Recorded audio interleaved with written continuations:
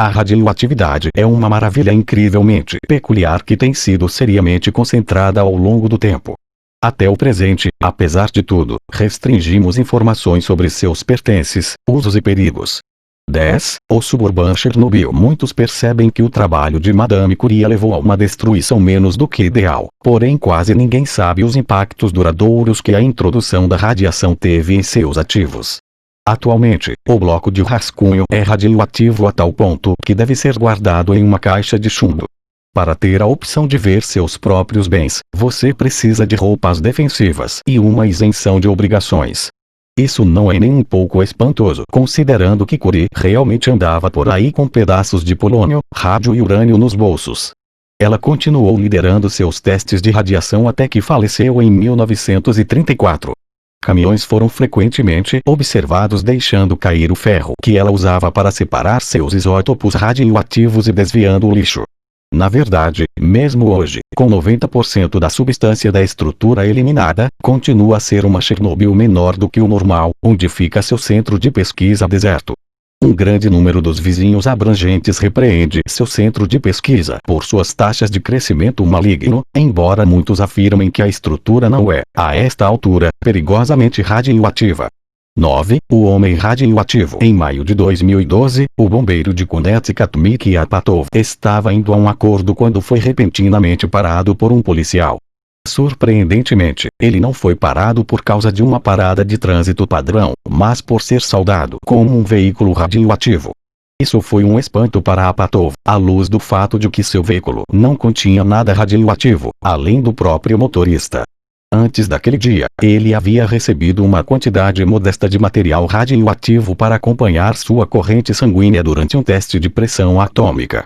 A medida do material radioativo é muito baixa, quase proporcional ao ATC, mas foi apenas o suficiente para acionar o indicador de radiação da viatura. O que mais surpreendeu Apatow foi que as viaturas podiam até identificar sua radioatividade. O oficial expressou que os identificadores são importantes para a segurança do país e que muitos carros patrulha estão equipados com eles em Connecticut. 8. Peguei seu nariz. Em algum lugar entre 1948 e 1954, 582 alunos da terceira série da escola local de Baltimore foram expostos a uma investigação conhecida como teste de luz de rádio nasal, que deixou vários tipos de doenças de cabeça e pescoço. Especialistas da Universidade Johns Hopkins utilizaram seus recursos do governo central para colocar barras de metal com caixas fixas de 50 mg de rádio, 226 nas narinas dos jovens. Os responsáveis e os jovens foram informados de que essa era uma metodologia para recuar as adenoides e o tecido linfático das crianças, aparentemente para evitar a adenoidectomia convencional. No entanto, os especialistas também estavam testando os impactos da radiação no infortúnio da audição de longa distância. Essa radiação nasal foi endossada por especialistas para tratar uma variedade de doenças, incluindo sensibilidades e resfriados. A porção de radiação foi perturbadora o suficiente para a administração dos veteranos aconselhar os veteranos que passaram por um teste comparável, mas com uma dose muito menor, que deveriam ser verificados quanto a impactos duradouros. Grande parte dos registros dessas crianças se perdeu e as organizações estão lutando para descobrir os adultos que passaram pelas investigações quando jovens. Desse ponto em diante, uma parte dessas crianças foi reconhecida após a abordagem com diferentes crescimentos malignos da nasofaringe, língua e tireoide. Nem todos os jovens sofreram impactos negativos da radiação. Quando criança, Regina Schaffer teve problemas com doenças de ouvido constantes que a deixavam com problemas auditivos suficientemente graves para influenciá-la na fala. Depois de passar pelo tratamento com radionasal, ela logo estava pronta para ouvir. A partir de meados de 2016, Regina não experimentou nenhum impacto maligno da radiação. Outra senhora, no entanto, não teve tanta sorte e perdeu as unhas dos pés e das mãos um ano após o tratamento. Ela também tem problemas com seus centros linfáticos. 7. A dose de esterilidade. Antes de chegarmos à Lua em qualquer ponto, os pesquisadores estavam trabalhando diligentemente, investigando os impactos que o espaço teria nos corpos dos exploradores espaciais. Um de seus interesses eram os impactos da radiação nas gônadas de viajantes espaciais e trabalhadores em fábricas da força atômica. O Dr. C. Alvin Paulsen e o Dr. Carl Wheeler conduziram a busca pela porção de radiação que deixaria os homens estéreis. Eles também consideraram os impactos específicos da radiação em células específicas dos testículos, na emissão de hormônios e na medida de tempo para a continuação da criação das células. Desse modo, um dos testes de radiação humana mais notórios incluiu uma reunião de 67 detentos de Oregon e 131 detidos de Washington de 1963 a 1973. Com a chance de liberdade condicional e um salário espantoso de US$ 5 por mês, os prisioneiros foram atraídos para obter suas joias X-ray com 400 rads de radiação, geralmente comparável a 2.400 feixes X de tórax, em intervalos de 10 minutos. Seja como for, esses pacientes não foram educados quanto aos perigos genuínos. Os membros também receberam o SIM para a vasectomia seguindo o método 6. O misterioso aparecimento de lago radioativo. No momento em que um imenso lago aparece ao acaso no centro da Tunísia afetada pelo período de seca, isso deveria ser motivo de festa. A praia de Gafsa, como foi chamada, tornou-se um grande fascínio para os indivíduos da Tunísia enquanto tentam fugir do calor. Apesar do fato de os pesquisadores não saberem como o lago se enquadra, eles aceitam que uma ocasião sísmica fez uma ruptura no lençol freático e permitiu que as águas subterrâneas subissem por ele. No entanto, a causa do lago não está tão preocupada quanto sua substância. Apenas 14 dias depois que o lago foi encontrado, os especialistas em bem-estar aberto de Gafsa começaram a dizer às pessoas que não era confiável nadar na água.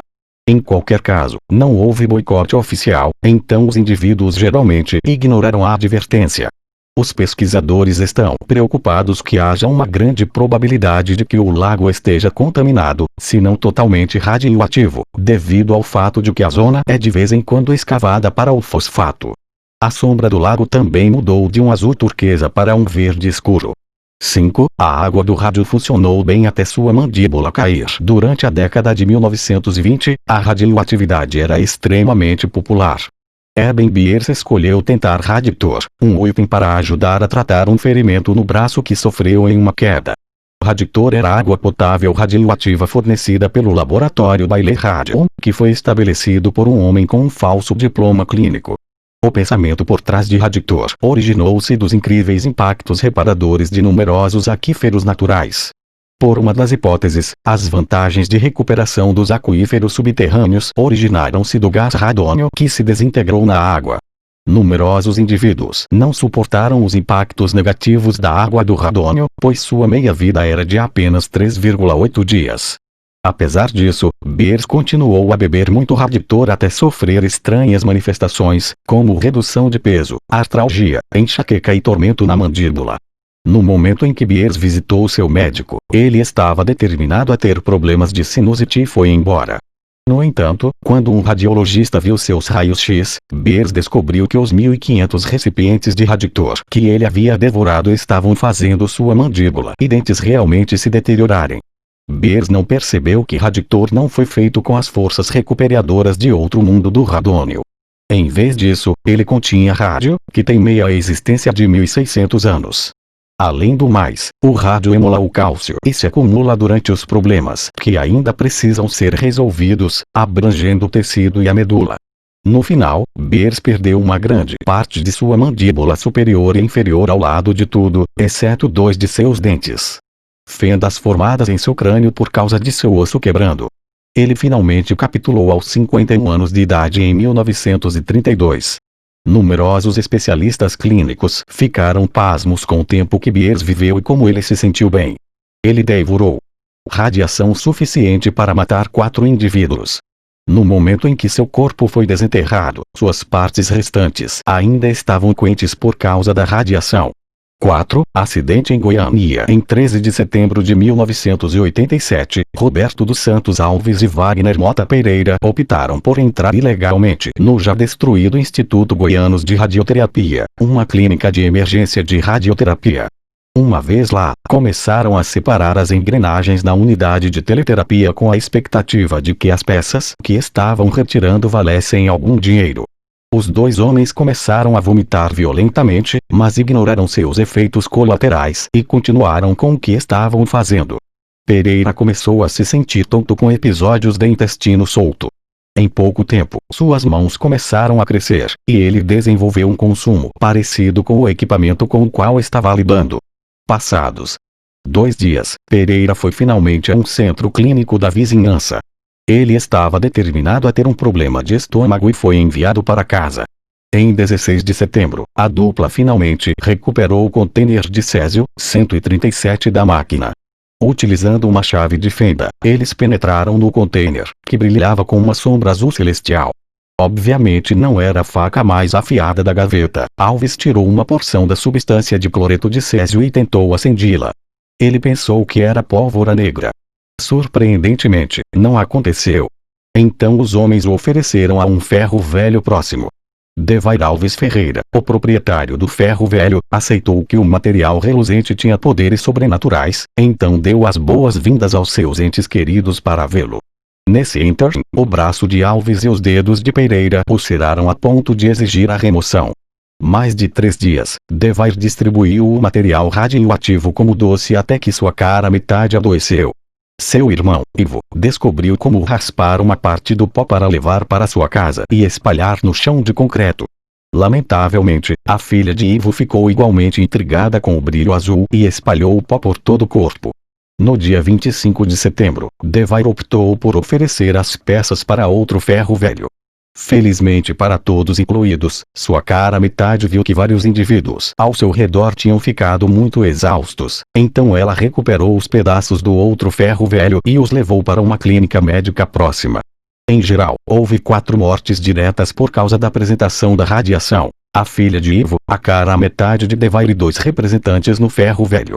Depois de um dia, uma grande limpeza começou a ocorrer, apesar do fato de ser problemática por causa da caixa aberta. 3. Golpe nuclear. Apesar de um amplo exame sobre os impactos de risco da radiação, ainda existem indivíduos, por exemplo, Galen e Winsor, que aceitam que ela é moderadamente inócua. Depois de trabalhar no negócio atômico por um longo tempo, Winsor chegou à resolução de que todo o alarme de transformação emergente da radiação seria encerrado como um jargão. Depois que Winsor ajudou no planejamento e montagem de uma planta de reprocessamento atômico na Califórnia em 1965, a planta foi fechada antes que pudesse ser aberta. Isso deixou 170 enormes quantidades métricas de combustível usado em uma piscina de 660 mil galões guardada no tanque. Para tirar vantagem do homem, Winsor optou por começar a nadar no tanque. Da mesma forma, ele deu o material radioativo aos seus associados sem que eles percebessem. Winsor disse que bebia água iluminada e brincava com o 235 e plutônio o dia inteiro sem resultados. Winsor também era conhecido por suas palestras sobre a inocuidade da radiação, que deu em mais de 77 comunidades urbanas. Ele expressou que praticamente todos os seus parceiros concordaram com ele, mas estavam hesitantes demais para sequer considerar falar. Ele também afirmou que o governo estava tentando esconder a inocuidade da radiação da população em geral, inspirado por um medo paranoico de apropriação em massa caso o mistério fosse descoberto em algum momento. Winsor faleceu em 2008, mas o motivo da morte é nebuloso. 2. A misteriosa explosão de radiação. Alguns especialistas, inspecionando anéis de árvores, encontraram uma explosão de radiação peculiar cerca de 1.200 anos antes. De acordo com a Nature, o isótopo 14C se alistou várias vezes, mais notável do que o típico no meio ambiente por um ano ou menos. Apesar do fato de ser tudo menos difícil ver que uma ocasião aconteceu, os pesquisadores não têm ideia do que a causou. Este isótopo de carbono é feito quando a radiação de alta vitalidade atinge a Terra vinda do espaço, produz nêutrons que se transformam em nitrogênio 14 e o fazem apodrecer. Os pesquisadores impediram chamas baseadas no Sol e radiação gama de uma supernova, uma vez que presumivelmente teriam impactos diferentes. Por exemplo, 2 impactos de uma supernova foram registrados em 1006 e 1054, mas eles não aparecem em anéis de árvores. Portanto, esta ocasião anormal provavelmente foi muito maior do que as ocorrências anteriores.